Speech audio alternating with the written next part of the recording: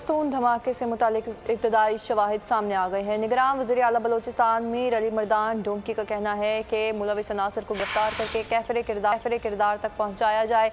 निगरान वज़ीर आला की ज़ेर सदारत इजलास IG की शुरका को ब्रीफिंग बताया कि इब्तदाई शवाहिद के मुताबिक मस्तून में धमाका खुदकश था और धमाके में 6 से 8 किलोग्राम बारूदी मवाद इस्तेमाल किया गया।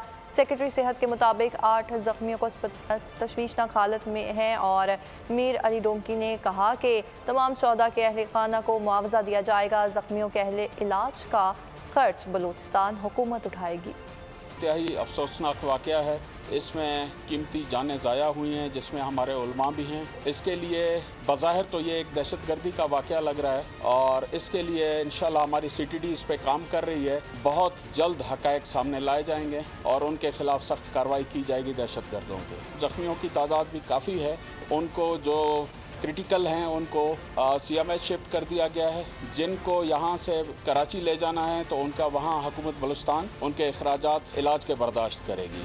जो शहीद हुए हैं, जो डेथ्स हुई हैं, उनको जल्द से जल्द कंपलसेट किया जाएगा। सब्सक्राइब करें और बेल दबाएं ताकि कोई खबर रह न जाए।